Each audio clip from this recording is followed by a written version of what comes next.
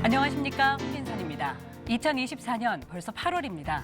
우리를 둘러싸고 있는 국제 정세며 정치 상황, 경제 상황 모두 예전에 겪어보지 못했던 당황스러움을 느끼게 하는 시절입니다. 김대중 전 대통령 탄생 100주년 그리고 서거 15주기를 맞는 올해 아무래도 우리가 풀어야 될 숙제는 더 어려워지고 있는 듯합니다. 광주 MBC에서는 더 프레지던트라는 이름으로 김대중 대통령의 이야기를 소개하고 있는데요. 오늘은 DJ 서거 15주기를 맞아 시대를 이끈 DJ 정신 그리고 후배들에게 남겨진 숙제에 대해서 이야기하는 시간 가져볼까 합니다. 오늘 이야기 함께 나눠주실 분들 소개해드리도록 하겠습니다. 강기정 광주광역시장님 나오셨습니다. 네, 안녕하십니까? 네. 임종석 문재인 대통령 비서실장님 나오셨습니다. 네, 안녕하십니까? 안녕하세요. 네. 그리고 강원국 작가 전 대통령 연설비서관님 나오셨습니다. 예, 연설 행정관입니다. 연설행정관님 나오셨습니다. 아, 네. 큰 차이인데. 뭘 근데 비서관 국민들은 몰라요, 시민들은. 네. 그 차이를. 좋습니다. 예. 실은 귀한 분들을 모시고 이 더운 여름 휴가철에 DJ 얘기를 함께 해보자라고 모시면서도 이분들이 흔쾌히 와주실까도 걱정을 했었고요. 그런데 또 우리가 이런 기회를 이렇게 모여서 만나보는 것도 귀한 인연이겠다 싶어요. 오늘 이 시간을 갖는 것이. 그래서 이렇게 우리 강 작가님 해주신 것처럼 생각지도 못한 엇박으로 웃음도 주시고 우리 감동도 줄 수 있는 그런 시간을 한번 만들어 가봤으면 좋겠습니다. 예. 자, 그러면 언제부터 얘기를 시작해 오면 좋을까? DJ와 나 이야기를 한다고 하면. 그러니까 DJ의 역사를 쭉 봤을 때 71년 선거가 대통령 선거 처음 출마하셨던 때더라고요. 40대 때. 그런데 71년이면은 저는 아직 태어나기도 전이었거든요. 근데 그 유명한 장충단 연설이 71년이죠, 그러니까. 그렇죠, 71년. 네. 그 어린 시절에 혹시 강 작가님이며 실장님과 시장님 어린 시절에 내가 아직 철들기 전에 소년 시절에 들었던 DJ에 대한 전설적인 풍문이나 아니 뭐 이런 우선 제가 네. 제일 연장자예요. 정말 시청자들이 깜짝 놀라실 것 같아요. 다 그렇게 그렇게 보실 것 외모로 봐서는 네. 제가 제일 어려 보이는데. 선배님 제일 진짜 그러세요. 농담이 아니라 진짜. 아니 여기 시장님 계시고 예. 실장님이시잖아요. 네. 그런 점에서 근데 오늘 그 DJ 서거 이러니까 좀 불경스러운 것 같아요. DJ라고 막 하니까. 성함을 뭐라고 불러야 불러야 될것 됩니까? 청와대에 있을 때는 이제 어른이라고 그랬죠. 어른이라고 그랬는데 저는 이제 62년생입니다. 그러니까 이제 71년 장춘당 때는 이제 초등학교 막 들어갔을 때. 근데 저는 이제 초등학교, 중학교 시절 내내 그 우리 아버님이 정말 DJ를 좋아하셨어요. 그래서 늘 DJ 얘기를 하시고 그래서 그 밑에서 자랐는데 71년 아마 그 근방에 전주 제가 고향이 전주인데 네. 전주 공설운동장에 유세를 오신 적이 있습니다. 그때도 엄청난 인파가 몰렸는데 제가 그때 듣기로 장춘당 공원에 100만 명이 그때 예, 운집했다고. 그랬다고 근데 서울시 인구가 550만밖에 안 됐을 때. 와. 그리고 그때 이제 박정희 정부에서 고 장충당 공원 연설이 있는 날 서울 시내 극장, 고궁 이런 걸 다 무료 개방했습니다. 못 가게 하려고. 네. 와. 그 공무원들을 그 가족까지 해서 야유회를 의무적으로 하게 하고 거기 안 나오면 결근한 걸로. 좀 기록으로 보신 거죠? 네, 휴일인데. 그런데도 100만 명이 넘게. 그리고 아버님이 그런 직접 가진 못하셨는데 그 엄청 그런 거에 감동하시고 그런 걸 보면서 자랐습니다. 어렸을 때 이제 네. 식사하시다가 아버지께서 한 말씀 하실 때 마음으로 어른 생각하시고. 야, 그때만 해도 제가 그분을 모시리라고는 정말 꿈에도 생각을 못했죠. 네. 우리 시장님은 고흥 출신 소년이시잖아요. 저는 전혀 기억이 없어요. 예. 80년 5.18 돼서 김대중 석방하라 뭐 이런 구호 외치고 플랜카드 걸리고 피켓 써진 거 이것 때 처음 김대중이라는 이름 세자를 알게 된 거죠. 네. 저는 제 개인적으로 제가 8남매 막내인데 아버지가 이제 그때 당시에 52년 제 태어나기도 전에 그 면 의원이라고 지금 지방선거에 네. 그 의원을 2번 하셨는데 오. 그럼에도 불구하고 제 어렸을 때 뭐 무슨 정치 이야기를 들어본 적이 없으니까 네. 저는 이쪽하고 전혀 관계없는 사람이었어요. 아, 그래요. 우리 실장님 저는 더 없죠. 제가 우리 강 시장님보다 이제 2회 후배인데 네. 고향이 자흥인데 네. 전남 자흥인데 제 어렸을 때 정치인은 2사람밖에 없었던 것 같아요. 늘 교실에 초상화가 붙어 있는 박정희 대통령. 네. 그리고 제 태어나기 전부터 제가 78년에 서울로 떠날 때까지 그 자흥에 늘 국회의원 한 명이었어요. 아. 길전식. 길전식 공화당 사무총장. 네. 이거는 안 볼래 안 볼 수밖에 없는 안 볼 수 없는 게 전봇대, 담벼락 그리고 집집마다 있었던 달력. 농가원력. 네. 농가원력에 전부 그 이름이 박혀 있어서 네.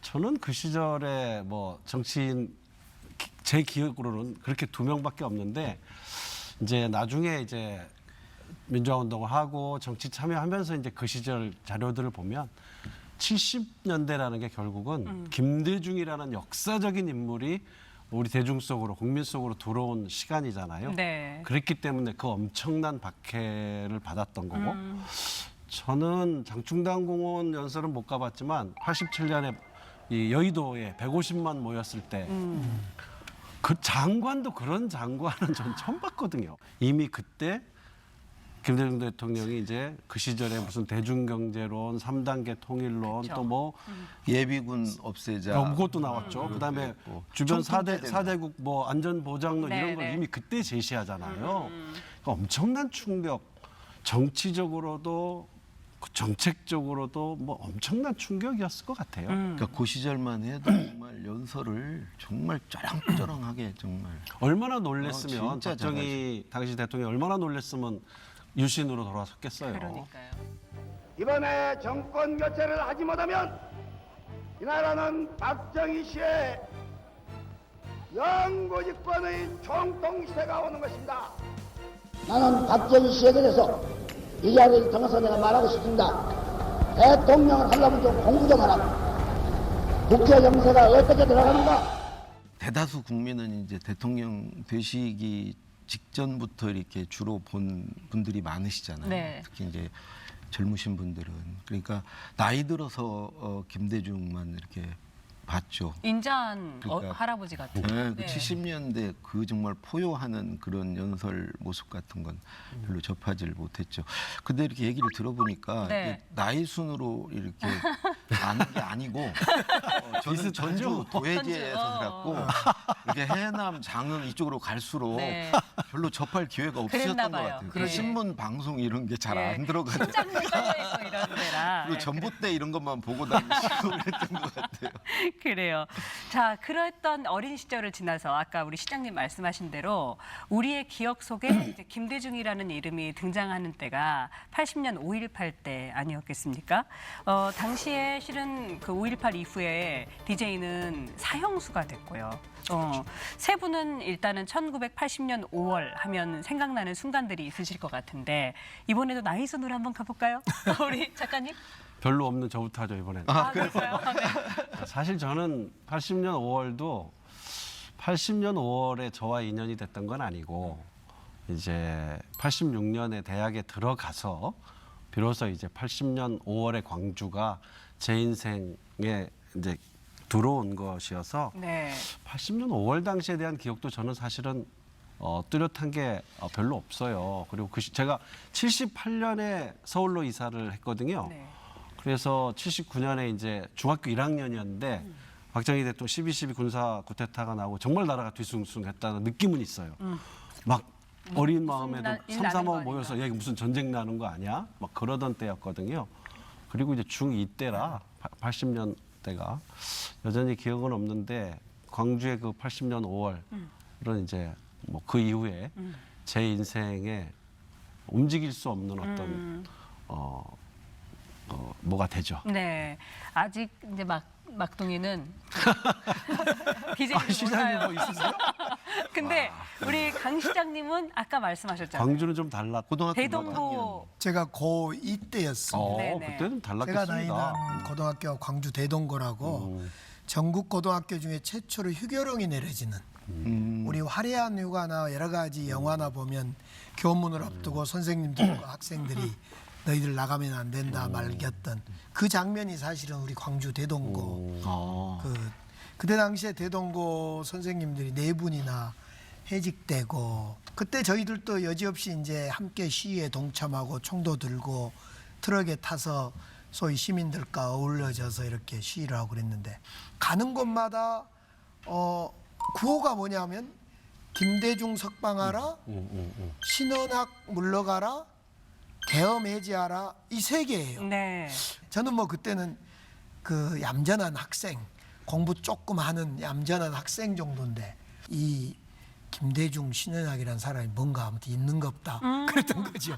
그때만 하더라도 네. 김대중이라는 사람을 몰랐죠. 네. 정말 이 바닥을 아니, 대학생이셨어요? 저는 불과 1년 위였어요. 네. 고3이었거든요. 전주에 있는 신호고등학교 다녔었고 우리 시장님 학교가 이제 전국에서 제일 먼저 휴교령이 내렸다 그랬는데 우리는 광주 전남 지역을 제외한 전국에서 고등학교가 휴교령 내린 학교가 우리가 최초이자 어디죠? 유일합니다. 신흥고. 전주 신흥고. 정세균 예, 회장님이라고. 예. 예. 그래서 그때 이제 저는 3학년 일반 반장이어가지고 반장이어서 책임감으로 이렇게. 아니 3학년 일반부터 나가게 돼서 제가 맨 앞에 서게 됐고 그때 이미 플랜카드에 전두환은 물러가라가 있었거든요. 네. 네. 아, 그것도 있었어. 있었습니다. 예. 예, 예. 그렇죠. 전두환은 김대중 물러가라가 김대중 80년에 석방하라 당연히 있었어요. 있었고요. 오. 그때도 이제 그 사전 모의는 전혀 뭐 가담을 못했고 네. 당일날 이렇게 행동 옮기는 데만 이렇게 3학년 일반부터 나가라고 그래가지고 제일 앞에 섰다가 서울로 이제 도망가고 네, 네. 내려오니까 이제 징계 받아서 학교 이제 꿇게 되고 그렇게 됐는데 그때 다 알았는데 그때 김대중이 누군지. 그는 그래요? 집안 영향도 있으셨을 것 같아요. 아까 그러니까. 말씀하신 것처럼 집에서 그 김대중 대통령이나 정치에 대한 이야기를 자주 들으셨던 영향도 있지 싶어요. 저는 그런 우리 경험이 아버님이 없었거든요. 고등학교 사회 선생님이셨어요. 정치경제 선생님. 그러니까 예, 그런 영향이 있었기 근데 아버님이 아마 수업에 아마 그런 게 얘기를 많이 하셨던 걸로 알아요. 밖에서 다 못한 진도는 얘기를 안 아들 나가고. 붙들고 네. 하신 거 아니에요? 그래서 그 제자들이 별로 아버님을 안 좋아해요. 아니, 저는- 수업 진도는 안 나가고 아, 정치 얘기만 정치 하시다가 얘기만. 네. 그래서 아마 이제 공부하는데 방해가 많이 됐던 거예요. 저는 근데 방금 정말 깜짝 놀라는 눈빛을 봤어요. 강 시장님도 나만큼은 알고 계셨겠지. 아니 대통령에서 광주에 계셨고 그런데 어떻게 그런데 이제 네. 모르겠어요. 이제 어른들은 알았을 것 같아요. 어른들은 김대중 대통령을 대통령 만들어 봐야겠다 이런 일념으로 정말 회사 사람도 문을 닫고 그 직원들을 장춘단 유세장으로 또 여의도로 이렇게 다녔다 그러더라고요. 오늘은 문 닫아, 공장 문 닫아, 그리고 우리 야유회야 이렇게 갔다는 거예요. 이제 그런 이야기는 많이 들었는데 적어도 80년 5.18 근처 전에는 저희들은 못 들어봤는데. 그래요. 예. 근데 강 시장님 아까 말씀하셨잖아요. 고등학교 2학년이었는데 그때 시민군들과 함께 트럭 타고 총도 들고 이제 그게 사실은 인간 강기정의 이제 DNA 안에 스며들었다고 봐도 될 것 같은데 그렇게 해서 80년 5.18이 각자의 인생에서 이제 중요한 분기점이 됐을 것 같거든요. 그 이후에 어떤 영향들을 미쳤는지 얘기 좀 해주실 수 있을까요? 저는 이제 개인적으로 80년 5.18이라는 것은 강렬했죠, 사실은. 이제 그 항쟁 기간 내내 뭐 구경도 하고 참여도 하고 무서워서 숨기도 하고 그랬죠. 실제로 제가 산수동 살았는데 여러 가지 광경을 목격을 실제로 하죠. 그 뒤로 이제 이상하다 하다가 이제 대학을 간 이후에 대학 1학년 때부터 5.18에 대해서 문제 제기가 된 거죠. 진상규명, 책임자 처벌. 뭐 두 마디였죠. 진상규명, 책임자 처벌. 그러다가 이제 급기야 대학 4학년 때 85년 2월 12일에 있었던 신민당 돌풍이 일어나는 12대 총선 때 제가 대학 4학년인데 그때 우리가 이제 정치인으로 보면 막 신기야, 뭐 이길재 막 이런 사람들을 당선시켜서 이분들이 급기야 88년 청문회, 5.18 청문회, 50 청문회나 5.18 청문회를 이끌어가는 결정적인 동력들이 되는 거죠. 그래서 결국 85년에 신민당이 돌풍을 일으키는, 야당이 돌풍을 일으키는 이 운동까지가 이런 두 측면이 계속 학생 시절에 이렇게 왔다리 갔다리 한 것 같아요. 그러니까요. 진상규명 책임자 처벌은 참 오래 외쳤던 것 같습니다. 예, 우리 강 작가님은 어떠셨어요? 그때 그 3학년 일반 반장으로서 시위를 주도했다가 서울로 갔다가 서울로 가서 한 예. 2달간 도망갔다 왔다 항사 징계 받고, 예, 받고. 이제 고3이랑 네. 고3 때 고3 말씀하시는 때. 거예요? 네. 그리고 이제 다음에 다시 고3을 다시 다녔죠. 근데 그 5.18도 5.18이지만 뭐 하여튼 그 5월 이후에 이제 광주는 물론이고 우리 전주, 이제 전북까지도 일종의 뭐 주홍글씨 같이 그 어떤 천형을 당하지 않았나. 어디에 가나 이렇게 색안경을 끼고 보고 이제 그 이후에 서울에 올라와서 어디 회사 들어가도 고향이 어디야? 이제 뭐 군대 가서도 그렇고 네. 계속 그 이제 전라도라는 딱지가 이제 붙게 되고 군에 가서 그렇게 고생했다는 분들이 꽤 많으시더라고요. 그 따블백이라고 그래서 희한하게 전라도 뭐 별명을 따블백이라고 그러고 계속 왜 그런 거예요, 괴롭힘을 따블백은? 당하고. 잘 모르겠어요. 근데 사회가 군에 못 어디가 됐건 주류가 이제 경상도 네. 쪽이어서 예. 어느 어디에 가건 그래가지고 늘 우리는 소수였고 그 사람들이 안 좋게 보면 우리는 늘 이제 낙인 찍히는. 약자 입장에 있을 수밖에 없고 그랬던 것 같고 나중에 이제 제가 2000년에 청와대에 갔을 때가 김대중 대통령이 광주 민주화운동 20주년 기념사를 하러 광주에 이제 망월동 묘지에 가실 때인데 네. 그거를 직접 다 일일이 직접 쓰셨어요. 네. 근데 저는 김대중 대통령 연설 중에 그 연설이 정말 명문이라고 생각이 그래요. 들고 거기 보면 총을 들고도 누구를 보복하거나 약탈을 하거나 이런 게 한 건이 없었다. 정말 전 세계 민주주의 운동사에서 이런 일이 있을 수가 없다.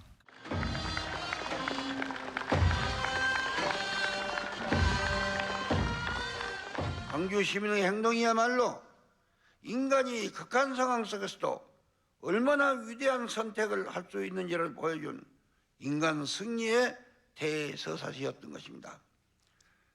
이제 우리는 5.18 광주항쟁이 구현한 고귀한 뜻과 정신이 영원히 살아 숨쉬도록 해야 합니다.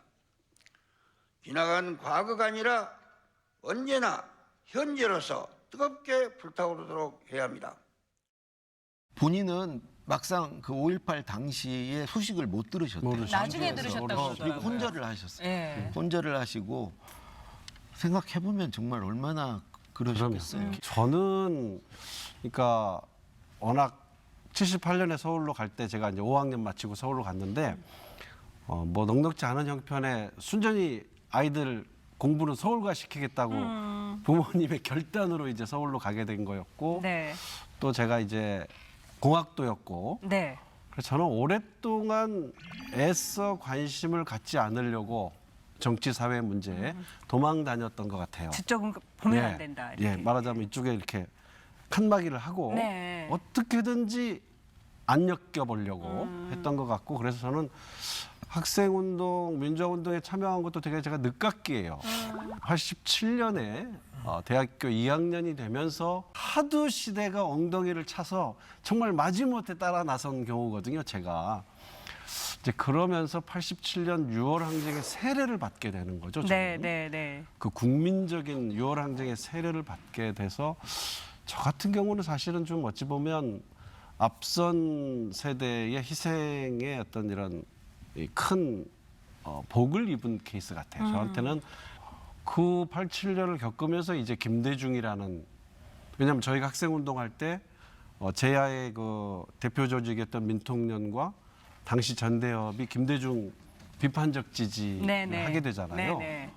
그래 이제 뭐 아직도 저의 생각은 정립이 안 된 채 따라다니면서 연방제로 평화통일 김대중을 지지한다고 뭐 혼대 다녔던 기억이 이제 그때서야 저는 그때서야, 예. 김대중이라는 이름과 인연을 맺게 됐던 것 같아요. 그러니까 어떠셨어요? 아까 그 참을 만큼 참다가 그 학생운동에 투신을 하셨잖아요. 그랬죠. 늦게 사랑에 빠지면 뜨겁게 사랑에 빠지는데 글쎄요, 저는 그때도 정말 남들 다 하니까 왜냐하면 저는 그걸 한다는 게 부모님한테 너무 죄송했어요.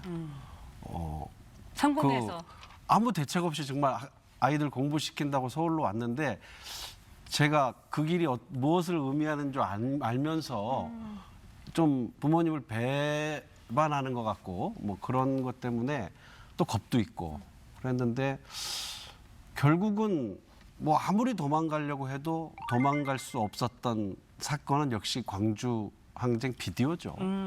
이건 뭐 어떻게 해볼 여지가 없게.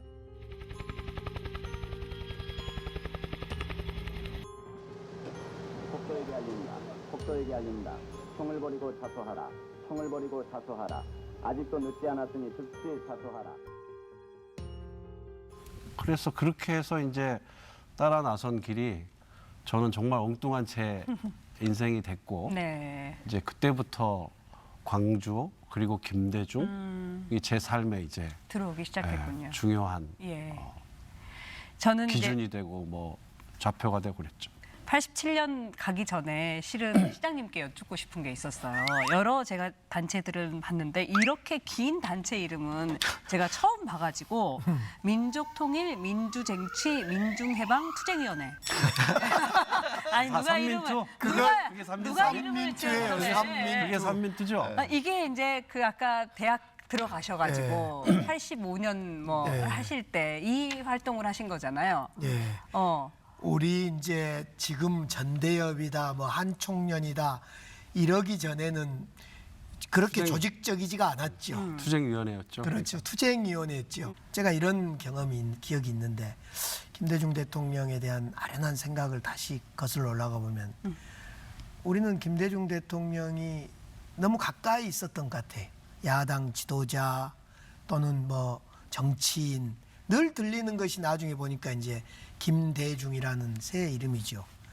그때만 하더라도 우리는 이제 혁명사 뭐 책 한두 권, 프랑스 혁명이다, 뭐 러시아 혁명사다 이런 거, 또 큐바 혁명사다 뭐 이런 거 있고 마치 우리가 대단한 어떤 사회 변혁, 사회 개혁을 이루는 사람처럼 행세하고 다녔는데 그러다 보니까 김대중 당시의 정치인 김대중은 왠지 좀 양이 더 덜 차고 좀 개량으로 비춰지고 우리하고 좀 틀린 거기는 정치인일 뿐이고 네. 우리는 원칙적인 뭐 사회 혁명가인 것처럼 그렇게 생각을 했던 것 같아요. 근데 그랬던 것이 너무 흔해서 그런 것 같아요. 가까워서 그랬던 것 같아요. 소중한지를 모르고 시간이 흘러 이제 정치를 저도 하게 되고 그러면서 김대중이란 사람한테는 론이 있었구나. 론. 무슨 아까 대중경제론, 이론, 뭐 네. 민족경제론, 네. 뭐 3단계 통일론. 통일론, 햇변론, 뭐 가격 안전보장론 네. 이런 론이 있었던 것 같아요. 예. 정말 도저히 이름도 부를 수 없는 정도의 참 그러고 보면 저희들이 뭐 삼민투를 만들고 뭐 이랬던 것을 다시 지금 생각해 보면 정말 김대중 대통령이 어떻게 생각하실까 이런 생각이 좀 들어요. 안 그래도 그 질문을 할 때 당시 전남대 그 데모하던 학생들에게 BJ가 어떤 의미였을지 궁금했었는데 그때는 아직 그의 그늘이 얼마나 큰지 그가 얼마나 거인인지 모르던. 그러면 이제 7년 대선 전에 6월 항쟁 겪으면서도 제야나 학생운동, 민주화운동 진영에서 제도 정치에 계신 이 DJYS에 대한 이게 국민적인 영향은 컸지만. 훨씬 더 컸음에도 불구하고 민주화운동 진영 안에서는 제도 정치, 야당 정치를 보는 눈은 조금 달랐죠. 조금 뭔가 좀 가까이 하기에는 뭔가 좀 때묻는 것 같고 뭐 네. 이런 게 없지 않았던 거고. 근데 이제 돌아보면 저희가 학생운동하고 또 국민들이 그 어마어마한 세계사적으로 남을 만한 그 항쟁을 일으킨 저변에는 전두환 정권에 대한 저항 하나로만 이루어진 것이 아니라 새로운 희망이 있었던 것이죠. 그게 뭐 DJ 김대중이었고 또 전국적으로 보면 함께 이 김영삼이라는 또 정치 지도자가 국민들의 그걸 떠받치고 있었던 것 같아요. 네네. 그래 결국은 학생운동했던 당시 전대협이 뭐 최종적으로 87년 이후에 대한 평가는 훨씬 더 복잡합니다만은 김대중 지지를 선택하게 된 것도 그렇게 국민과 함께 일으켰던 것이 어딘가는 가서 성과로 지어져야 되는데 이미 선거 제도는 우리 틀 안에 들어와 있고 그래서 그런 김대중이라는 그런 정치 지도자가 없었다면은 네.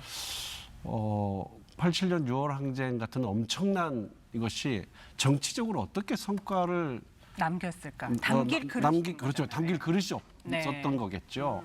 어떤 나라들은 반동이 일어나잖아요. 그럴 때. 당연히 그렇게 예, 되죠. 예. 네. 그것이 대안 없는 저걸로 갔을 때는 반동이라고 하죠. 사실 학생 운동의 대부들이신데 예, 그렇죠. 두 분 다 예. 되게 겸손하게 컨셉을 잘 잡으셨어요.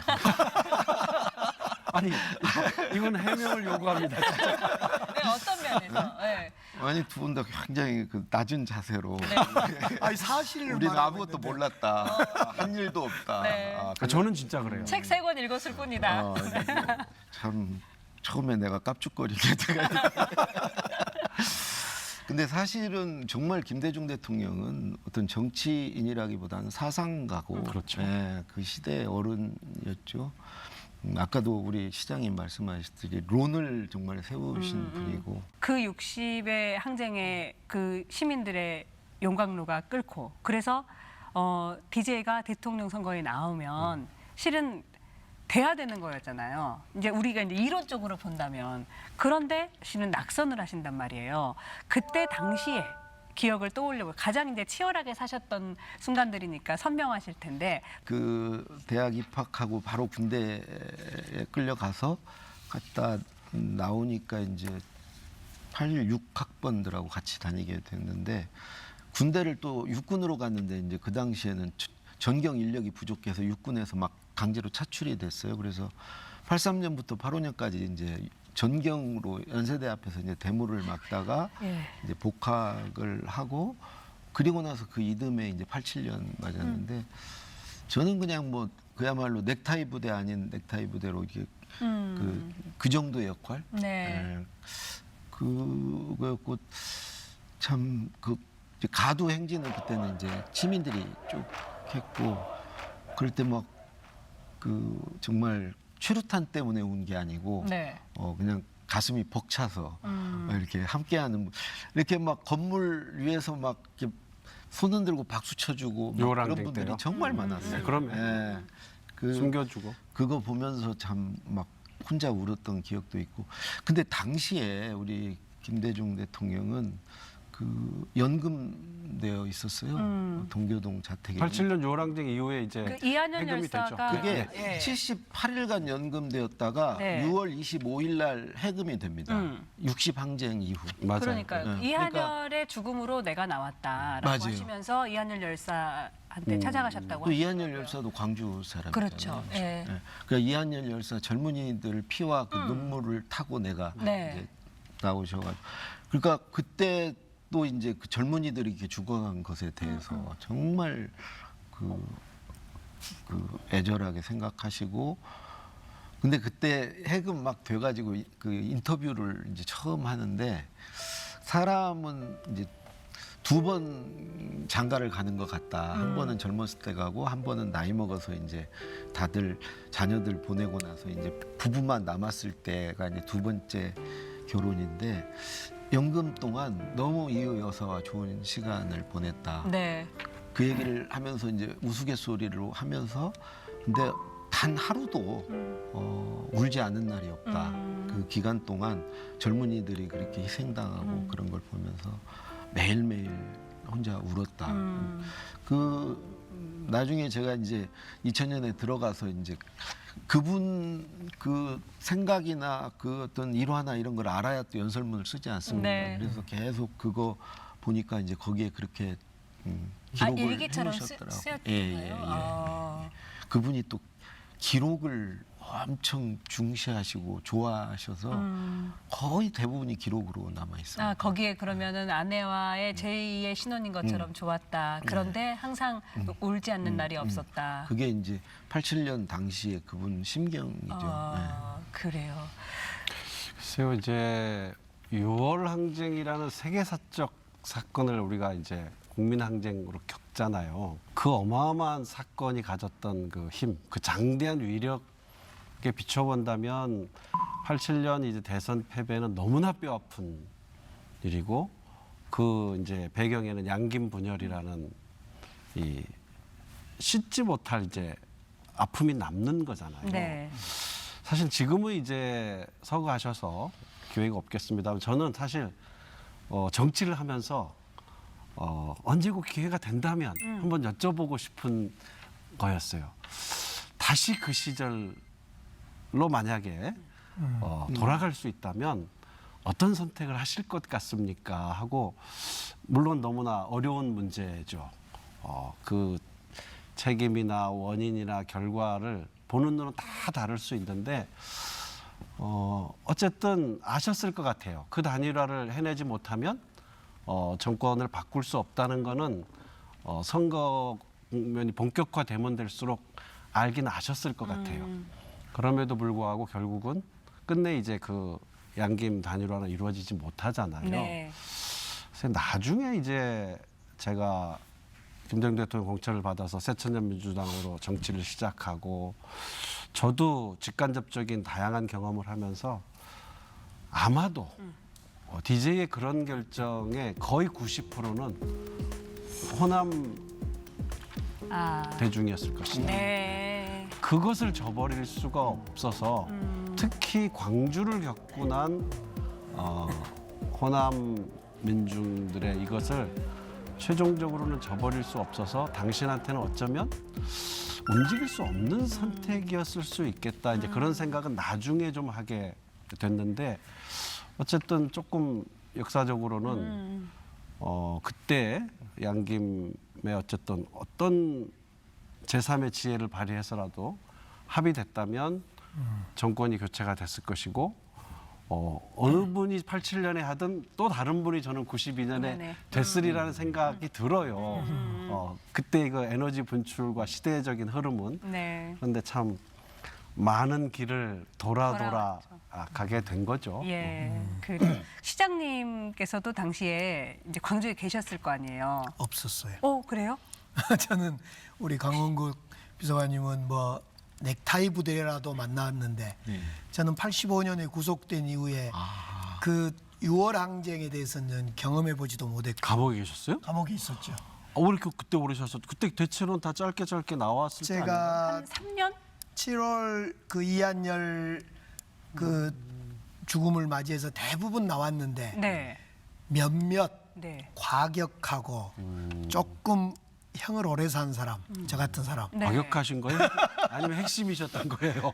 저는 그래 그 뒤로 1년 한 6개월 더 있다 나옵니다. 아, 그러셨구나. 그래 저는 6월 항쟁, 87년 대선, 양김 분열 이런 것은 오로지 감옥 안에서 들었어요. 그러니까 그런데- 더 미치겠죠. 그렇죠. 감옥 안에 있으면 내가 어떻게 할 바가 없으니까. 그런데 87년 이제 대선 때 그걸 보면서 야 정말 너무 속이 쓰럽겠죠. 두 분 이야기처럼 너무 정말 이럴 수가 있냐.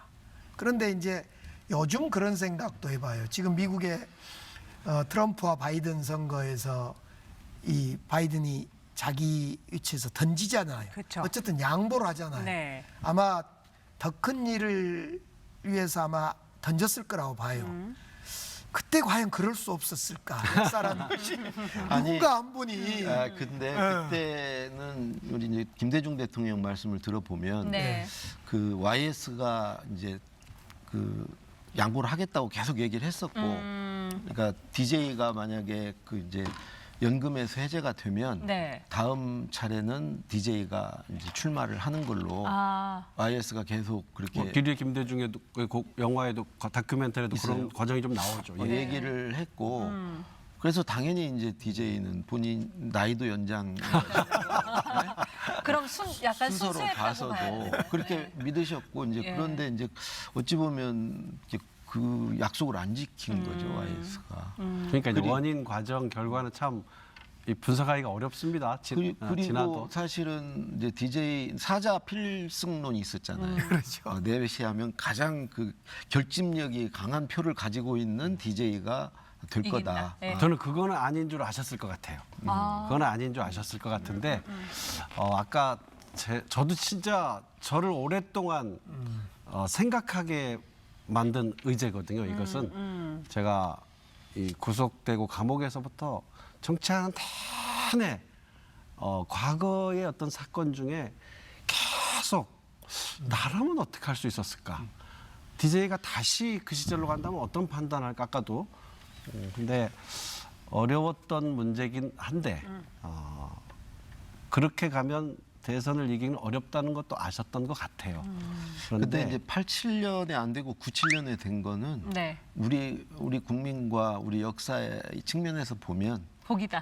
보기 그렇게도 딱 돼야 생각할 수 될 있고요. 때 된 그렇게도 거죠. 생각할 수 있고요. 예. 그러나 정말 뭐 97년에는 우리 DJ 같은 분이 필요. 아니 근데 그렇게 해석한 건 좀 너무 합리화 같은 작가적 낭만. 낭만적인 합리화. 예. 예. 근데 정말 대단한 거는 국민들인 것 같아요. 6월 항쟁 국민들 입장에서 보면 6월 항쟁의 그 성과가 어쨌든 이 대선 결과로 이어지지 않잖아요. 그렇죠. 정말로 엄청난 좌절과 아픔이 있었는데 곧바로 이듬해 88년 총선에서 다시 여소야대를 만들어냈잖아요. 만들어내고 이제 우리가 기억하는 50 50 청문회. 청문회, 광주 예. 청문회가 평민당이 벌어지게 일당되죠. 예, 만들어 놓잖아요. 예. 제일 정말 야당. 놀라운 건 우리 국민 같아요. 네, 놀라운 건 국민이다. 그리고 이제 드디어 50 청문회 얘기가 나왔어요. 저는 이때부터 기억이 있거든요. 아주 시골에 살았는데 친구들 집에만 가면 이걸 내내 틀어놓고 있는 거예요. 서울 출신이실 것 같은데. 저는 해남에서. 아니 어린이들도 텔레비전을 좀 봐야 되는데 이게 왜 이러나. 그러면서 이제 그때 그 노무현 대통령이 명패 던지는 것도 봤던 것 같고 50 청문회 때는 그러면 일단은 그때도 최소- 감옥에 오래 계셨다니까요. 저는 그래서 88년. 전두환 때는 감옥에 있다. 노태우 정부 들어서고 나서 나온 것 같아요. 근데 이제 50 청문회는 너무 저희들에게는 또렷이 기억에 남는 그렇죠. 거죠. 모든 국민들을 빨아들인 청문회였으니까 시청률이 60%. 80% 넘어갔었어요. 아니 중요할 때는. 평균 한 60%대였고 네. 그게 최초의 국회 청문회. 그러면 대한민국 역사상 예, 역사상 최초의 처음으로. 그것도 이제 평민당이 제일 야당이었으니까 예. 가능했던 거죠. 그리고 이제 그 평민당 의원들께서 아주 두각을 나타내셨고 그렇죠. 노무현이라는 정치인이 국민들 속으로 들어온 그렇죠. 사건이기도 하고 예, 예.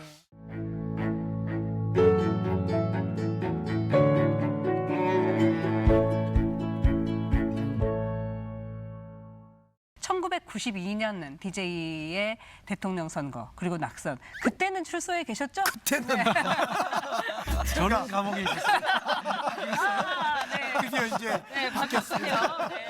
저는 그때는 광주에서 이제 광주는 전부 김대중이잖아요. 네. 김대중 후보를 지지해야 하니까 할 일이 없어요. 예. 그래 저는 대천 해수욕장에 있는 서산으로 날아갑니다. 한겨울에 YMCA 강당에서 잠을 자면서 네. 2주일 동안 제 구역이 있어요. 제가 선거운동 자임해서 봉사활동하러 가니까. 아 선거 운동을 하러 대천 해수욕장을 가신 거예요? 그렇죠. 저는 뭐 민주당도 아니고 당시에 그냥 시민운동가 활동가였는데. 아 근데 김대중 후보 선거운동을 하러 그렇죠. 가셨던 제가 거예요? 누가 시킨 거예요? 우리 팀에서 삼민투는 넘어섰고 아 삼민턴 일종의 넘어섰고. 농활 가듯이 간 건가요? 이렇게 섹션 정해가지고. 그렇죠. 우리끼리 이제 그때 광주의 재시민사회 활동가들이 네. 광주에서는 다 김대중 후보를 찍은다. 여기서 운동할 필요가 없다. 우리가 어디론가 먼 일을 찾아서 가자. 그래서 어쩌다가 한 분 만나면 네. 우리는 뭐 광주에서 온 청년들인데 네. 김대중 후보를 반드시 이번에는 좀 찍어주십시오 하고 그리고 한 10여일을 거기 선거운동을 하고 선거운동 기간에 선거운동을 하고 이제 그리고 내일 저도 이제 투표를 하러 광주로 오지요. 네네. 이제 투표를 했는데 졌지 않습니까? 예. 야 그때는 그때 전 아직도 30대요 못 될 때 아닙니까? 그런데 어린 마음에 이제 졌어요. 다음 날 아침에 정말 할 일이 없더라고요. 그래서 버스를 타고 무등산을 갔죠. 증심사 쪽으로. 근데 그때 버스 안에서 목포의 눈물이 막 노래가 나오는 거예요. 목포의 눈물. 광진빛이 들으셨나 보다. 그래 이제 버스인데 그때 몇 분들이 타셨어요. 지금 어린 기억에 보면. 네. 근데 다 눈물을 흘리고 있는 거예요. 그때. 저도 그냥 마음이 울컥해서 눈물을 흘리고. 국민 여러분, 참으로 감사합니다. 저의 승리는 바로 위대한 우리 국민 모두의 승리입니다. 저는 또다시 국민 여러분의 신임을 얻는데 실패했습니다. 국민 여러분, 저는 오늘로서 국회의원직을 사퇴하고 평범한 일시민이 되겠습니다. 87년 대선하고는 또 다른 좌절이죠. 우선 3당 합당을 받아들일 수가 없었잖아요.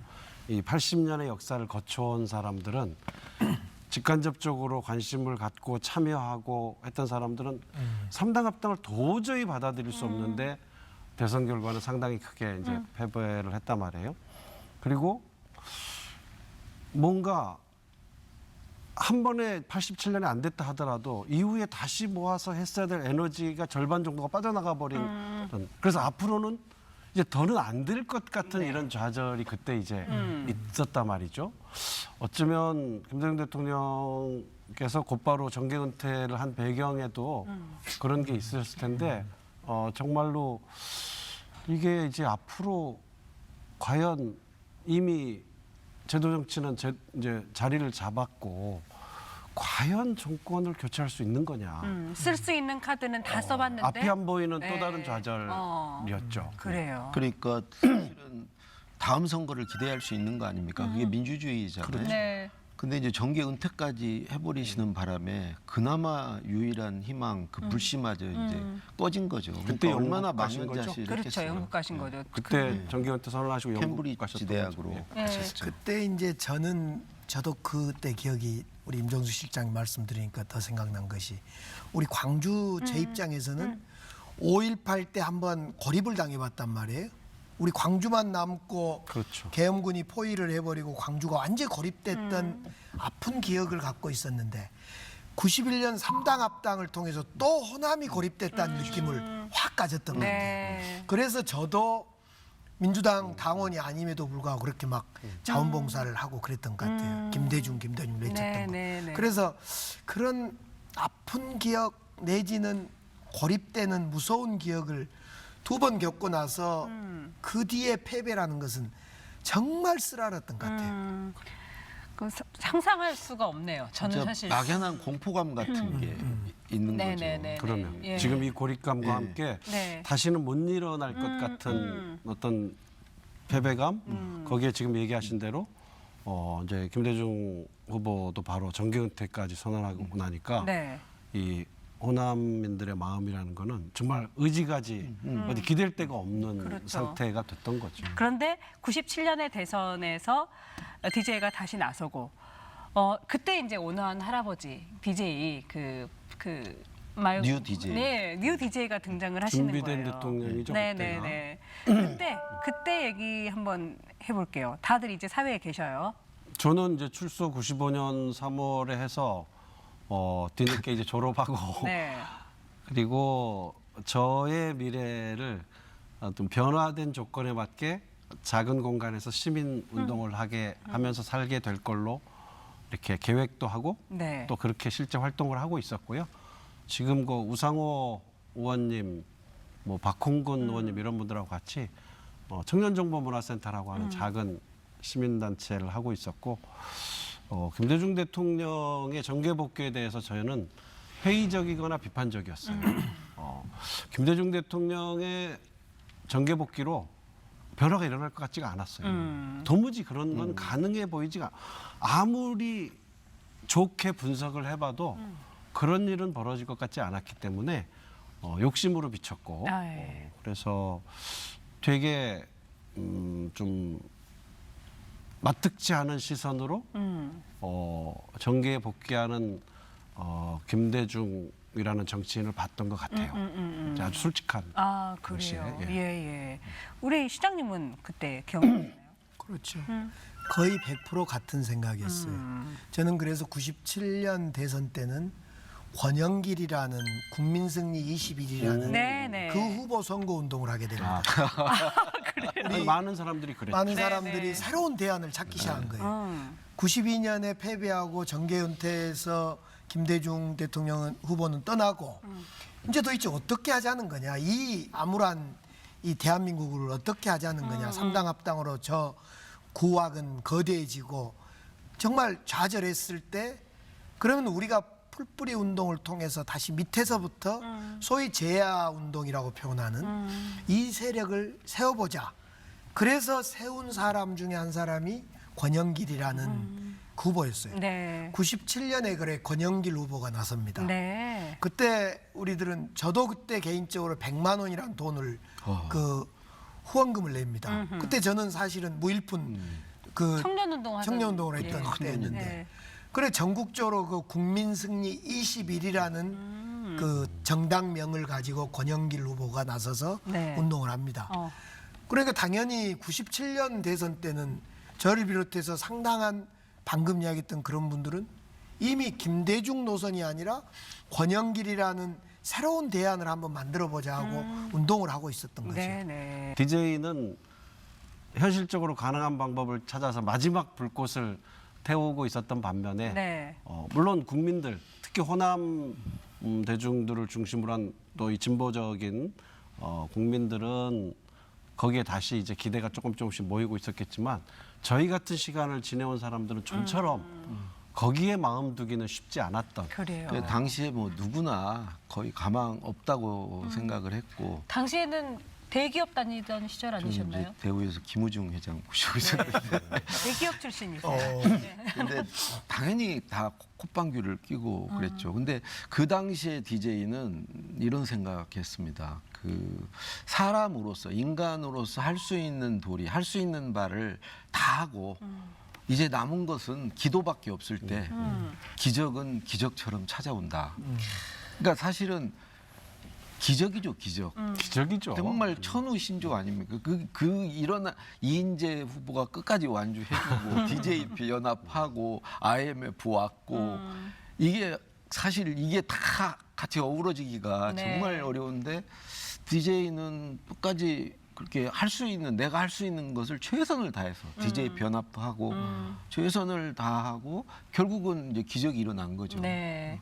그 선거 개표가 그렇게 엎치락뒤치락 마지막까지 몰랐었다고 그러시던데 그러면 그때 개표 방송도 열정적으로 보지 않던 저는 시니컬. 그랬죠. 아, 그러셨어요. 못 봤죠. 네. 오히려 이제 그때는 글쎄 뭐 안 될 거라고 보신 거예요? 아니 안 될 거다 될 거다라는 게 아니라 마음을 안 준 거죠. 그때 마음의 제 관심사는 네. 어떻게 미래에 또 다른 어떤 세력을 만들어서 우리의 어떤 집권 전략을 짜야 될까 이런 고민을 하고 있었기 때문에 네. 예 막 그런 마음이 없었던 것 같아요. 아, 지금 개표 방송을 생각해보면. 그러면 지켜보지 않으셨던?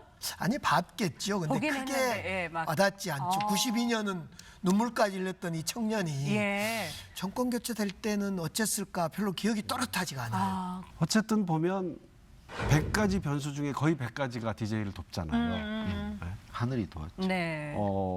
그렇게 정적으로 씻을 수 없는 관계로 빠져든 것 같았던 YS도 결국 완전한 중립을 선언하고 맞아요. 정말 그 정치자금 문제 이런 거 다 있었는데 네. 김대중 후보를 도왔던 저기 보면 우리는 흔히 DJP 연합만 얘기하는데 네. 박태준 총재가 또 있었잖아요. 아, 네. 네. 합류했었다고요, 같이. 네, 그래서 보면 DJ JP만이 아니라 이 박태준 총재까지 벌써 이미 이쪽에 합류해서 손을 같이 잡고 했던 거 DJ, 보면 예. 이회창 후보를 개인적으로 평가할 만큼 알지는 못하지만 박덕했던 건 사실인 것 같아요. 그래서 모든 정치권에 관계된 사람들이 국가적 위기 속에서 오히려 DJ한테 마음을 더 두게 되고 이런 쪽으로 흘러간 건 틀림없는 거예요. 아, 그래요. 그리고도 이제 이인재 변수가 엄청난 변수로 끝까지 작동을 하고 37만 표를 이긴 거니까 네. 저는 그 이제 대통령 되시고 나서 다음 날 정말 새 세상이 열린 것 같아서 그러네요. 왜 이렇게 세상 사는 사람들이 다 선해 보이고 다 내 편 같고 정말 직장 다닐 때인데 예. 뭐 아무래도 대우만 해도 뭐 저쪽 대구시잖아요. 김유중 네, 회장님이. 임원이라던가 이런 게 호남 사람이 거의 없다시피 한데 거기에 이제 회장 비서실에 그때 일할 때인데 그 회장 비서실 사람들이 다 이렇게 좋아 보이더라고요. 다 찍어준 것 같아. 정말 근데 역사라는 게 참 어찌 보면 아이러니라고 해야 될까요? 한기퉁이가 빗나가서 실패했다면 이 전 인생이 부정당하고 씻을 수 없는, 그러니까 그렇죠. JP의 손을 잡고 실패했다면 정말 씻을 수 없는 저걸로 남았을 텐데. 네. 정계 복귀한 것도 문제 될 테고. 확실히 김대중 전 대통령은 어떤 우리가 표현한 중꺾마라고 하는 꺾이지 않는 어떤 마음 이런 것이 있는 것 같은데 그런데 그것의 저변에 흐르는 것이 뭘까를 저도 늘 이제 찾아보는데 배워보려고 그건 사람에 대한 믿음 같아요. 어떤 민심에 대한 믿음. 그러니까 자기를 위해서 뭐 금가락지 다 빼내고 아까 제가 얘기했던 회사 문 닫고 응원하러 다니고 진짜 함께 울어주고 이랬던 사람들의 마음을 배신하지 않겠다는 어떤 그것이 깔려 있다 보니까 네. 때로는 그것이 낙관으로도 비춰지고 때로는 또 한 번의 도전으로도 뭐 이런 것 같아서 야 이건 정치하는 우리들도 참으로 배워야 될 것 네, 같다 네. 이런 생각을 해봅니다.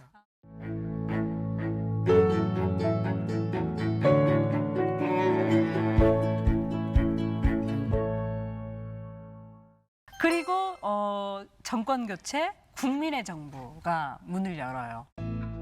존경하고 사랑하는 국민 여러분, 안녕하십니까? 정부 수립 50년 만에 처음 이루어진 여야 간 정권 교체를 여러분과 함께 기뻐하면서 온갖 시련과 장벽을 넘어 진정한 국민의 정부를 탄생시킨 국민 여러분께 찬양과 감사의 말씀을 드려 맞이했습니다. 세 분과의 DJ와의 인연은 이때 즈음부터 본격적으로 시작된다고 할 수가 있겠어요. 이때 1998년, 99년, 2000년 이때 즈음부터 이제 제도권으로 등장 아니면 정치권으로 등장하게 되시는 건가요? 바로 아니 처음부터 저는 이제 하셨던가요? 회사에 다녔는데 네. 그런 마음이었던 것 같아요. 오히려 이제 DJ가 되면서 더 조심스러워지고 막 기고만장이 아니고 다 주변 시선들이 이제 저를 쳐다보는 것 같고 너 이제 뭐 네 세상 만났다 이제 완장 찾냐 기고만장 하실 그렇게 때 볼까 봐. 회사 내 직위가 높으셨어요? 아니 과장이었는데 괜히 내가 뭔가 된 것 같고 네, 네. 니들 다 죽었어 이제 이런 느낌을 안 주려고 그런 인상을 안 주려고 오히려 되게 조심했던 것 같고요. 어떻게 하다가 청와대는 들어가게 되신 거예요? 그렇게 있다가 이제 2000년에 이제 아마 당시 청와대 연설비서관실에 이제 경제 분야 쓰던 행정관이 어디 다른 데로 가시게 돼서 이제 연설비서관이 전화를 하셔서 고도원 비서관께서 비서관님. 네. 저는 그 당시에 이제 김우중 전경련 회장의 연설문을 쓰고 있었고 그래서 이제 경제 연설은 좀 기고만장 할 만했잖아요. 경제 네. 연설은 좀 쓸 수 있지 네, 않겠냐 네. 그래서 이제 저한테 연락이 왔고 그래서 광복절 경축사 써서 보내라 그다음에 이런 면접 이런 거 좀 거쳐서 들어갔는데 사실 그 전에 네. 6.15 정상회담을 위해서 이제 대통령이 6월 13일 날 아마 서울을 떠나실 네, 거예요. 13, 14, 15 이렇게 네, 진행되니까. 떠나시는 그 연설에서 뜨거운 가슴과 차가운 머리로 회담에 임하겠습니다. 이런 문구가 있었어요. 그거 쓰신 거예요? 아니요. 그때는 제가 이제 대우가 문을 닫고 이제 집에 있을 때인데 그 문구를 보면서 들으면서 TV로 아, 내가 그랬대요. 나도 저런 연설문 쓸 수 있는데 우리 아내가 옆에서 이제 짠하게 들었대요. 네. 근데 그러고 정말 보름 한 달이 안 돼서 청와대에서 그 연락이 온 거예요. 그럼 실직 상태셨네요. 들어갈 네네네. 때는. 그래가지고 연락 와서 근데 솔직히 무서워가지고 제가 말이 됩니까? 김대중 대통령의 연설을 쓴다는 게 사실 너무 겁이 나고 무서워서 어떻게 좀 핑계를 대고 이제 아내한테랑은 못 가겠다 했는데 아버님이 그 70년대부터 그렇게 추종하시던 그 아버님이 정말 가문의 영광이라고 막 그렇게 해서 얘기를 하시는데 정말 아버님 기대를 저버릴 수도 없고 그래가지고 정말 도살장 끌려가듯이 갔습니다. 너무 그래요? 무섭고 네. 정말 DJ와 인연에는 아버지가 정말 귀한 분이시네요. 어렸을 때부터. 예, 정말 아버님이 아버님은 이제 31년생이시니까 크게 연세 차이도 안 나시는데 예. 그렇게 DJ를 좋아하셨어요. 마지막으로 마음 먹게 해주신 건 그럼 아버지. 뭐 그래도 예. 셈이죠. 예, 그렇게 이제 DJ와 인연을 맺게 되셨고. 제 기억이니까 97년 대선 결과가 나오고 이게 이제 믿을 수 없는 일이 벌어진 거잖아요. 생각만 해봤지 일어날 거라고는 도저히 기대할 수 없었던 변화가 거인에 의해서 만들어진 거예요. 이 김대중과 국민들에 의해서 이 변화가 사실로 어쨌든 그 오만 함수가 다 맞아 떨어져서 근데 이제 저희 같이 좀 마뜩지 않게 이제 봤던 제야나 시민사회나 이때 어떤 변화가 이제 일어나냐면 굉장히 불안정한 집권이잖아요. BJP 연합이었고. 김대중이라는 엄청난 정치인에 의해서 이 변화가 일어나긴 했지만 언제 이것이 다시 반동이 오고 무너져 내릴지 모른다는 최초의 정권 교체. 위기감. 그러니까요. 네. 그래서 기존의 생각이 뭐였든 지금 네가 뭘 하고 있든 지금은 마음을 모두가 모아서 DJ한테 힘을 모아줘야 한다는 그런 분위기가 형성이 돼요. 네. 그런 분위기 속에서 이제 저 같은 사람들도 2000년 총선이 다가오면서 이제 당선된 김대중 대통령이 새천년 민주당을 또 한 번 이 확장과 연대를 통해서 이제 만들어낼 때 대거 입당을 하게 됐죠. 젊은 피. 그거는 이제 공천 때고 네. 저희들이 입당할 때는 정말로 그냥 공천은 들어갔어요. 예. 생각도 안 못 하고? 해봤어요. 예. 그냥 제야의 많은 어른들이 들어갔고 예. 그리고 이제 우리 이제 젊은 이런 각종 단체에 있던 청년 단체에 있던 숱한 사람들도 계속 청년 운동을 한다 하더라도 힘을 좀 실을 필요가 있지 않냐 하는 게 약간 공감대가 형성됐던 것 같아요. 역사의 죄를 혹시나 지으면 안 된다 이런 생각. 이 정권이 무너지면 안 된다는 거는 그 DJ에 대한 평가에 상이함에도 불구하고 상당히 폭넓게 공감대가 형성됐던 어떤 것 마음인지 같고. 알 것도 같네요. 근데 이제 뜻밖의 2000년에 네. 이제 저는 젊은 피 수혈론 김대중 대통령께서 보면 야당 총재 시절에도 총선 때마다 네. 새롭게 사람들을 영입해서 키우는 것과 또 이제 외연을 확장하는 늘 김대중 대통령께서 정치하면서 늘 소수였으니까. 예, 늘 소수여서도 그렇고 또 당신의 철학이기도 했던 것 같아요. 그런데 이제 2000년에 뜻밖의 저나 뭐 지금 우상호 의원, 뭐 이인영 의원 이런 분들한테 이제 젊은 피 수혈론이라는 이런 그건 언론이 지은 이름이긴 합니다만 네. 어쨌든 이제 기회가 열려서 정말 생각지도 못했던 정치에 김대중 대통령의 영광스럽게도 공천을 받아서 16대 국회에 저는 이제 새천년 민주당으로 당선이 되고 16대 국회 최연소 의원으로 이제 의정 활동을 시작하죠. 막내로. 네, 그래요. 저한테는 뭐 인생이 또 달라지는. 출렁거리면서 네네. 바뀌는 굉장히 중요한 시점. 그러셨겠네요. 우리 시장님은 어떠셨어요? 그 같은 젊은 피 아니셨나요? 시민사회 우리도- 쪽 아니시죠? 우리도 젊었죠. 네. 근데 늘 이제 광주는 또 호남은 좀 결이 달랐죠. 그러니까 이제 김대중 대통령의 정권의 성공 이런 것도 당연한데 우리 호남에서는 수도권에서는 또 전국적으로는 젊은 피 수혈도 하는데 우리 젊은 피는 수혈 대상이 아니에요. 어머. 드라큘라도 싫어하는 젊은 피인지 우리도 피가 끓는데 네. 우리는 층층시하라. 앞에가 많은 쉽게 말해서 민주당의 당적을 갖고 있거나 예. 또 공헌을 하고 있거나 또 좋은 분들이 많아요. 그러니까 우리는 굳이 젊은 피가 그 수혈될 이유가 없다. 호남에서는. 그러면 이제 남는 것은 뭐냐? 우리 스스로가 호남의 어떤 축적된 민주주의를 위해서 스스로가 길을 만들어야 된다. 성공하고 길을 찾아 나서야 된다.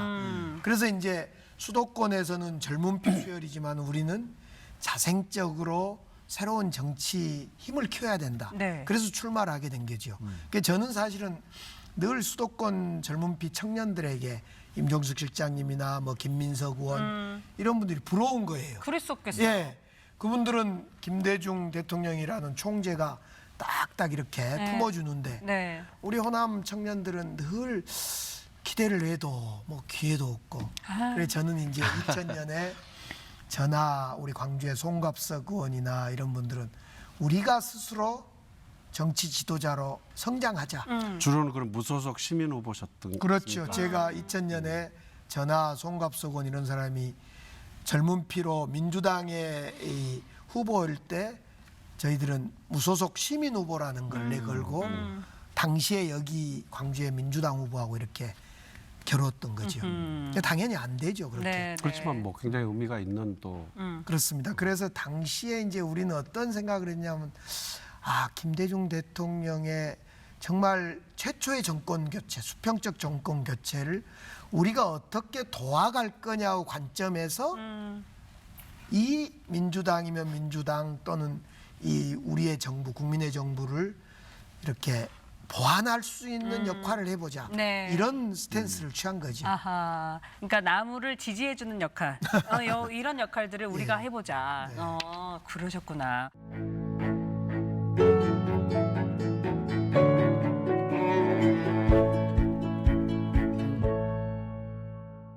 그러면 1997년부터 2003년까지 우리 김대중 대통령의 국민의 정부가 했던 일 중에 내가 생각할 때 가장 잘한 업무, 업적은 이거다.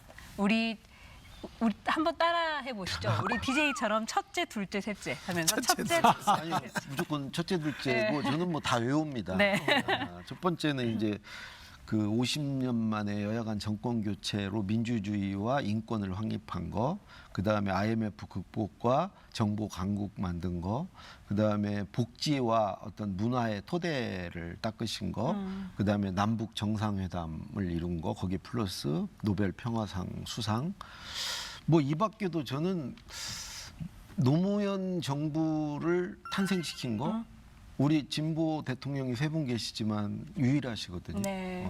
정권을 그 재창출하신 것도 있고 뭐 그 밖에도 뭐 너무 많죠. 근데 그 중요한 건 이미 세 가지씩 하라는데 하나에 두 개씩 묶어서 요새 중요한 거 아니 하나라도 빠뜨리면 혼나요. 지금 말씀드린 건 기본입니다. 네네네. 그건 반드시 들어가야 돼요. 예, 근데 이거 그렇게 많이 살고- 말해버리면요. 네. 아무것도 기억이 안 나요. 시청자들이나 우리 국민들이 잘 이해가 안 돼요. 네. 근데 하나만 꼽자면은 저는 그 정보 강국 만든 거. IT 그 강국. 1981년에 청주 교도소에서 이제 사형수에서 무기징역으로 막 바뀌었을 때 그 한 말 있잖아요. 그 휴식 시간에 AI 대화.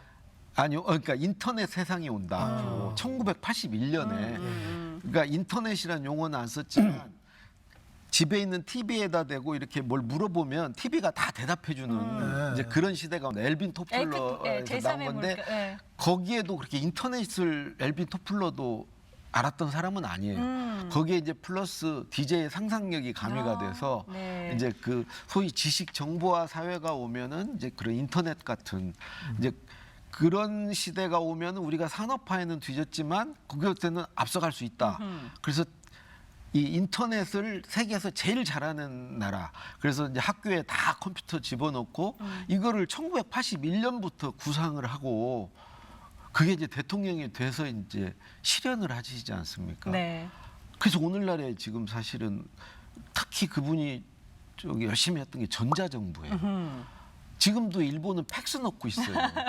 그리고 광주시나 이런 저 다 우리는 그걸로 하지 결제하잖아요. 않습니까? 예. 근데 그 당시에 누누이 그걸 얘기를 했거든요. 그때만 해도 뭐 전자정부 한다는데 와 이게 될까? 그리고 너무 힘들었어. 그런 작업을 한다는 게. 네. 근데 지금 보니까 정말 선견이 있으시고 해안이 있으신 분이었다.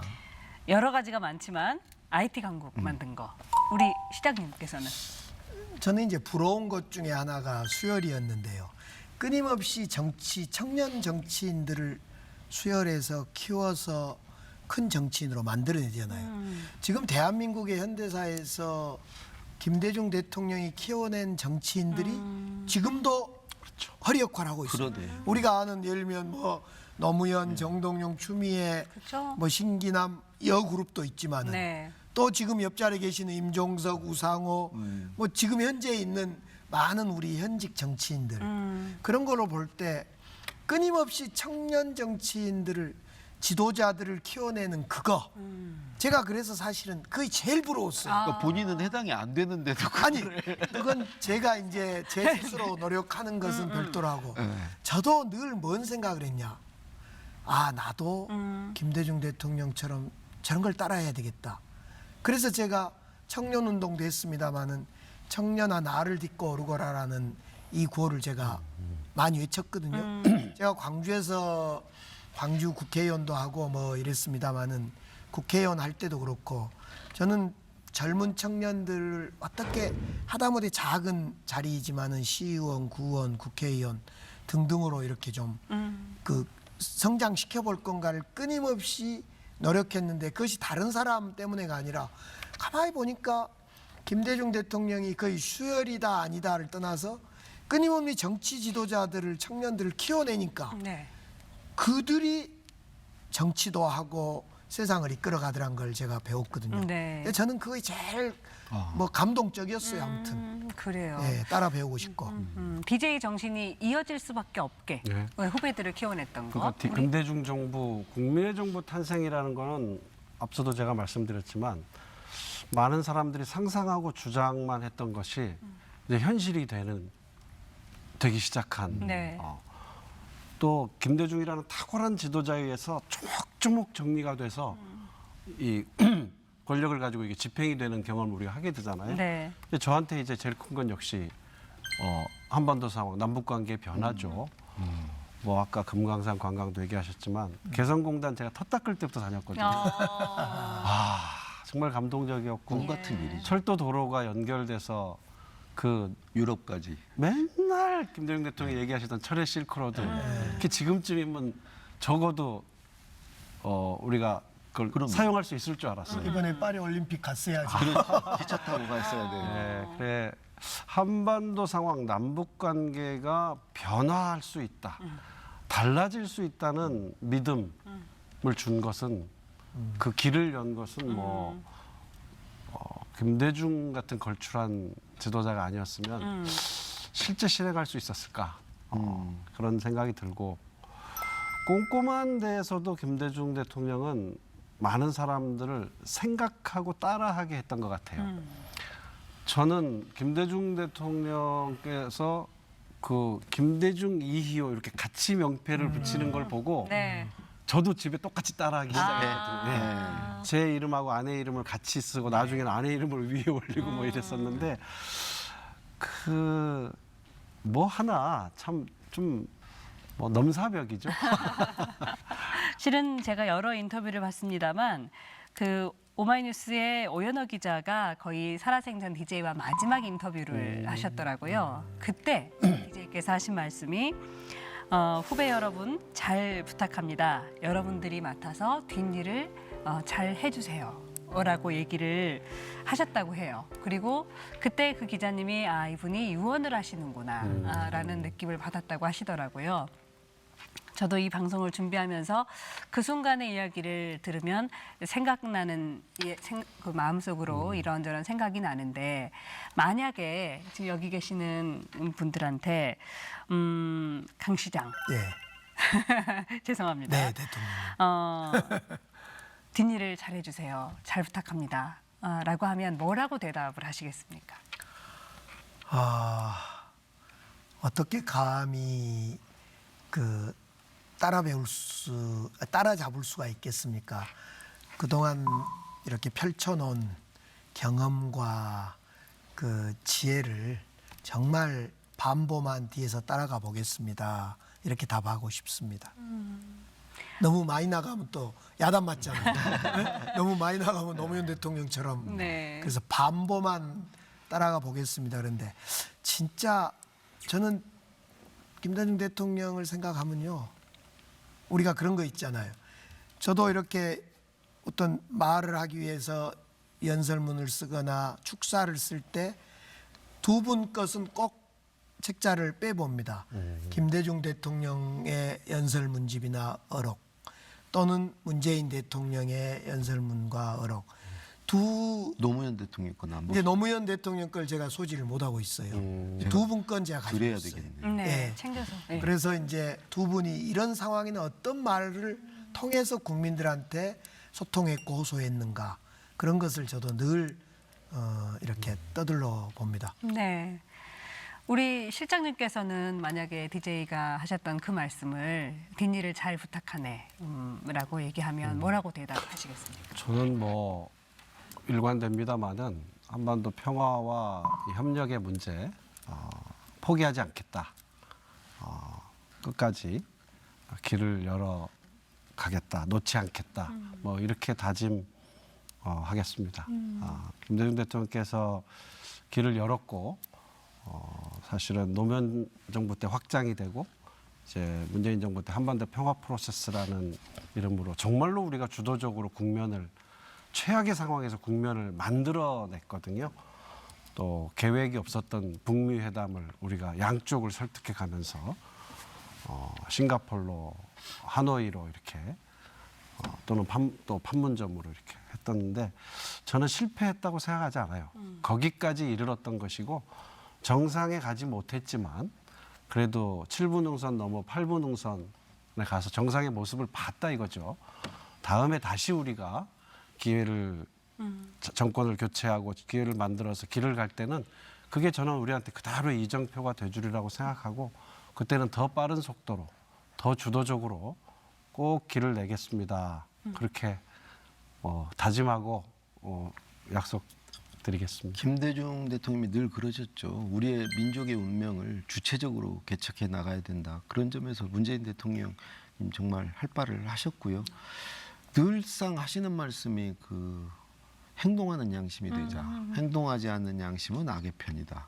이제 그 말씀 늘 하셨고 우리 앞선 사람들이 그 민주화 운동을 하고 그러다 희생하고 고초를 겪고 그렇게 해서 만들어 놓은 그 민주주의, 현재의 민주주의에 대해서 그게 훼손되고 후퇴하는 거를 방관하는 것은 양심이 없는 거다.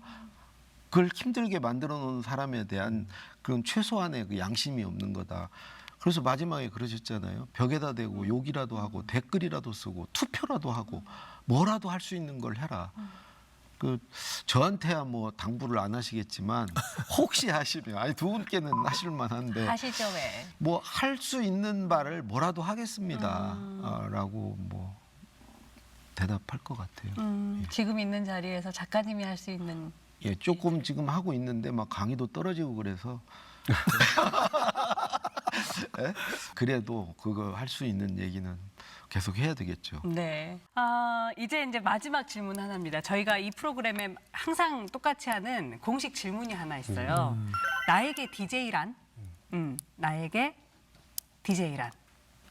저는 뭐 하여튼 제 인생의 길을 열어주신 셈이죠. 어쨌든 그 2000년에 들어가서 이제 글을 쓸 수 있는 기회를 주셨고 사실은 그 이후에 벌써 2000년이니까 이제 4년, 5년 다 되는데 늘 어찌 보면 공부의 대상이기도 하고 그분이 늘 이렇게 천착하셨던 그 공부 어떤 그게 본보기입니다. 그분과 같이 공부하면서 네. 살아야 되겠다. 네. 그리고 그분에 대해서 좀 더 알고 싶다. 근데 지나면 지날수록 오히려 모실 때는 몰랐는데 그분의 말씀 한마디 한마디가 정말 주옥 같고 이렇게 물림이 있습니다. 그리고 그 경지가 너무 아득하게 느껴지잖아요. 아니 특히 이제 그분을 생각하면 저는 일종의 그 도전 정신이라고 생각이 드는데, 그러니까 늘 물러서지 않고 도망가지 않고 당면한 문제에 대해서 어떻게든지 붙어서 그걸 돌파하려고 그러고, 그러는 과정에서 5번의 죽을 고비를 넘기시고 6년 동안 감옥에 사시면서도 뜻을 굽히지 않고 계속 도전하신 거 아닙니까? 독재 정권에 도전하고 경제 위기에 도전하고 지역 감정에 도전하고 계속 이렇게 사신 그런 모습을 보면서 좀 용기를 얻습니다. 그렇게는 못해도 네. 나도 좀 어떻게 그렇게 좀 도전하면서 살아야 되겠다. 네. 그런 용기 같은 걸. 공부의 모범을 보여주신 분, 그리고 도전 정신을 알려주신 분, DJ. 예. 실장님에게 DJ는 어떤 분이십니까? 저는 저 공천 주신 분이잖아요. 저를 실질적인 제도 정치, 현실 정치로 안내해 주신 분이잖아요. 저와 정치를 주례를 서주신 분이니까. 네, 정치인들이 다 욕심이 많을 것 같아도 꺾이고 좌절할 때가 훨씬 많은 것 같아요. 그리고 왜 내가 이 정치를 시작했는지, 왜 지금도 정치를 해야 되는지를 잘 유지한다는 게 좌표가 없을 때 쉽지 않은 것 같아요. 예. 근데 이제 김대중 대통령은 저에게 그런 어려움이 왔을 때 DJ라면 어떻게 했을까 하고 생각해보게 하는 어떤 그런 기준, 좌표 같은 게 돼주는 것 같아요. 그래서 도망가지 않게, 무너지지 않게, 꺾이지 않게 잡아주는 어떤 보이지 않는 힘 네. 같습니다. 아, 참 찡하네요. 시장님은 뭐 얻은 네. 게 아무것도 없으시네요. 아니요, 우리 시장님 있으실 거예요, 우리 시장님. 우리 시장님에게 DJ란?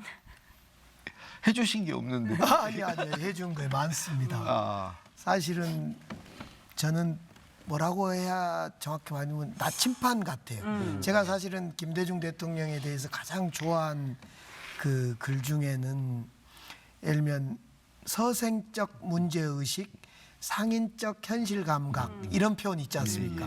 엄청난. 저는 이걸 너무 좋아해요. 왜냐하면 제가 때로는 되게 원칙주의자거든요.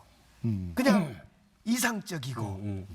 그런데 김대중 대통령은 반보디에 현실적 상인 감각을 가져라. 상인의 현실 감각. 상인의 현실 감각. 그렇죠? 그 말을 저는 늘 그렇지, 내가 적절히 타협도 좀 해야 되고, 그러나 원칙 속에 타협도 해야 되고, 또 이걸 너무 상인 냄새, 상인적 현실 감각을 갖게 되면 장사꾼 냄새가 나면 안 되잖아요. 정치인들이 표 따라서 장사다 아니면 이상해지잖아요. 딱 이 균형을 맞추는데 저는 늘 김대중 대통령이 이건 좀 더 요리 가야 돼, 좀 이것은 요리 가야 돼, 이 균형추 나침판 역할을 해주고 있어요. 저는 그 점이 늘 고마운 거죠, 사실은. 우리가 정치를 하다 보면 정말 그렇습니다. 늘 자기 고집에 빠져서 원칙을 너무 강조할 때는 현실이 무시되고, 또 너무 현실에 치우치다 보면 정치인들은 표 따라 다니게 돼 있거든요. 방향을 잃지. 예, 그러면 그 우리의 가치, 왜 정치를 하는지 방향도 놓치게 되고, 저는 그런 점에서 나에게 김대중이란 뭐 나침판 이 정도 네. 저에게 딱 맞는 것 같습니다. 예. 참 DJ께서 그 내일이 방송되는 날 기준으로 내일이 그 기일이십니다. 예. 모여 앉아서 후배들이 손잡벌 된 후배들이 이런 얘기를 하고 있는 것을 보면 참 흐뭇해하지 않을까 하는 생각이 듭니다. DJ 서거 15주기를 맞아서 광주 MBC가 준비한 특별대담 더 프레지던트 여러분과 함께했습니다. 강기정 광주시장님, 그리고 임종석 전 비서실장님, 그리고 강원국 작가님, 너무나 귀한 얘기들 감사드립니다. DJ가 있던 마지막 부탁, 여러분들이 맡아서 뒷일을 잘 해주세요. 후배 여러분 잘 부탁합니다. 이 DJ의 이 마지막 부탁에 과연 방송을 보는 나는 어떤 대답을 할 것인가 묻고 대답하면서 작은 결심들이 서는 시간이었기를 바랍니다. 긴 시간 너무나 감사합니다. 고맙습니다. 고맙습니다.